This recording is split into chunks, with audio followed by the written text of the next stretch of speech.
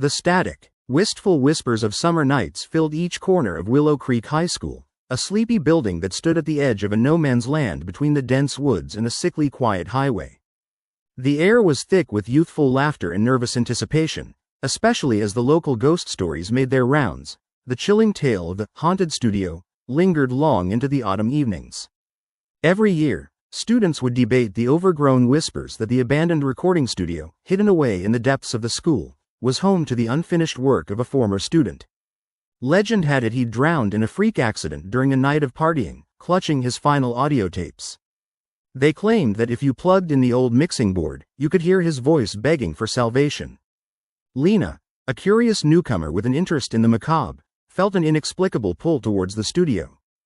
On a wet Thursday evening, with clouds mirroring the heaviness in her heart, she gathered her friends, Mark, Tessa, and Jason. From the moment they stepped through the creaking old door, the stillness of the room swallowed them whole. Dust settled like a gray shawl on everything from the ancient soundboards to the half-emptied cans of paint. "The place is a dump," sighed Mark, scanning the crooked walls lined with peeling posters of bands long forgotten. But to Lena, it felt alive with energy, like the ghosts of creativity lingered above her. "What if we find the tapes?" she mused, her eyes shimmering with both excitement and dread. Jason chuckled, "And what? Play them again and revive the ghost of Paul Gorski. Please. It's just a story." But Tessa frowned, crossing her arms. "Still, let's not mess with anything. You never know what you might unleash." They rummaged through old boxes and half-rusted shelves, laughing and teasing one another, until they found a dusty old tape labeled, "Paul Gorski. Unaired." "That's it," Lena exclaimed, her heart racing as she carefully lifted the fragile case from its cardboard prison. With a mixture of trepidation and adventurous thrill, they snagged an old tape player from the shelf, wiped the dust away, and plugged it in. The whirring sound flickered to life, and as Lena placed the tape in the player, a sense of thrill washed over them. The din of static filled the room like dense fog as they leaned in, hungry for an echo of the past. Suddenly, the static ceased, and a raspy voice emerged, low and haunting. "Is anyone there?" A collective shiver danced across the group. Tessa clawed at her arms. "This isn't funny." Lena, driven by a surge of fear and curiosity, pressed on. "Yes, we're here. Help me," the voice croaked, shaky and broken. You have to turn it off." "What? No way," Jason exclaimed, his bravado cracking. "We have to keep listening." But the dread in Mark's expression mirrored the rising tension. "This feels wrong. Let's just shut it off." Ignoring him, Lena leaned closer, pulling the others in. The next fragment that followed was barely discernible, an agonized wail wrapped in layers of static confusion. "Find the water?" The air thickened as the room grew unbearably cold. Lights flickered, shadows danced beyond the confines of the studio. Mark pulled his phone out, glancing for reassurance from the world outside. "Guys, what time is it?"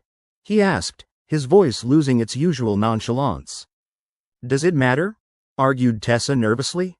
"Listen." As Lena turned the knob to amplify the sound, a chaotic symphony of distorted screams filled their ears. The voice of Paul Gorski spilled forth with palpable urgency. No, don't listen to him. I'm trapped here. Find me. Panic flooded over them as the room trembled in disarray. It felt hostile, alive with a rage that rivaled their own terror. Tessa tugged at Lena's arm. "You need to turn it off. Now." Lena hesitated but eventually relented, pressing the stop button with trembling fingers as the shouts faded into agonizing silence.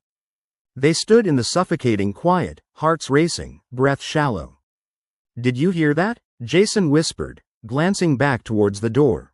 "The mention of the water. What if he's still?" "Shut it, man. It's a tape." Mark shot back, but even he sounded unsure as they exchanged anxious glances. But the unease was palpable, transforming from ethereal horror to a tangible presence. Out of nowhere, the far wall began to leak, a steady stream of murky liquid that oozed out as if pulled from the depths of the earth. The air moaned with despair, and an unseen force pressed against them, urging them forward, deeper into the stormy unknown. Finally succumbing to an unknown instinct, Lena sprinted for the door, but the entrance was now replaced by a dark abyss. Wisps of mist began circling around them, thickening as muffled cries enveloped the air, dark tendrils beckoning. "No, you're mine," echoed the last voice from the tape, distorted, lingering.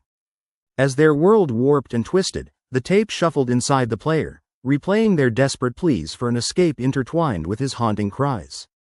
Laughter bubbled inside the static, a chilling reminder that some sounds are meant to linger, forever entrapment in an unaired nightmare. And just like that, the legends of Willow Creek would continue, for Lena, Mark, Jason, and Tessa had become part of Paul Gorski's final composition, bound in an audio loop of haunting despair.